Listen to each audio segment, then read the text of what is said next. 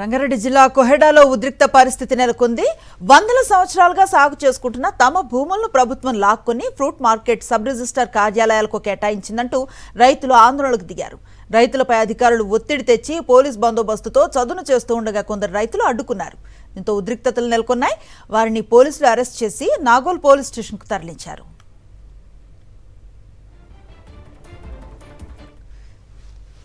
వందల సంవత్సరాలుగా వ్యవసాయం చేసుకుంటూ పన్నులు కట్టిన తమ పొలాలను అధికార బలంతో లాక్కుంటున్నారని రైతులు ఆగ్రహాన్ని వ్యక్తం చేశారు.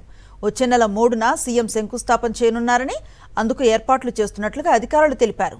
తమపై పోలీసులు చేస్తున్న అక్రమ అరెస్టులను వీడియో తీస్తున్న రైతుల ఫోన్లు లాక్కుని అబ్దుల్లాపూర్ మెట్ సీఐ అశోక్ రెడ్డి దురుసుగా ప్రవర్తించారని రైతులు మండిపడ్డారు. మరింత సమాచారం మా ప్రతినిధి సుస్మిత అందిస్తారు. సుస్మిత, చెప్పండి.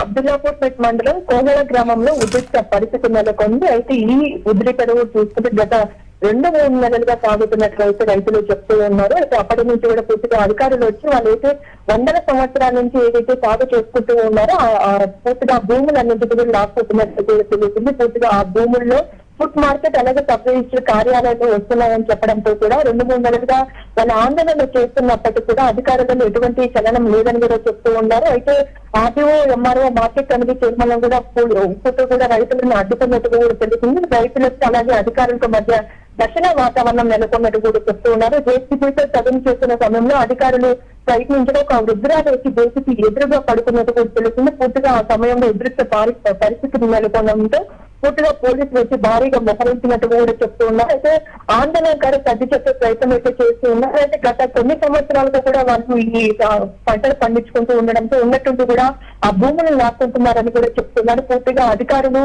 ఆ భూములు లాక్కుంటూ ఉండడంతో వారికి తగిన న్యాయం జరగాలని కూడా చెప్తూ ఉన్నారు. ఇవాళ ఒక్కసారి కూడా పరిస్థితి ఎక్కువ అవడంతో కూడా నిన్న రాత్రి నుంచి కూడా రైతులు ఎక్కువగా ఆందోళన చేస్తున్నట్టు కూడా తెలుస్తుంది. వెంటనే ఉదయం పోలీసులు అక్కడికి వచ్చి వాళ్ళని అరెస్ట్ చేసినట్టు కూడా చెప్తూ ఉన్నారు. అయితే కొంతమంది ఏదైతే దౌర్జన్యం జరుగుతుందో ఆ దౌర్జన్యాన్ని కూడా వీడియోలు తీసుకున్న సమయంలో కూడా దానికి సంబంధించి ఫోన్ లాక్కొని కూడా ఇబ్బంది పెట్టినట్టు కూడా చెప్తున్నారు. అయితే ఇక్కడ ఎవరైతే ఆందోళన చేస్తున్న రైతులను కూడా అరెస్ట్ చేసి పోలీస్ స్టేషన్ కూడా తరలించినట్టు కూడా తెలుస్తుంది.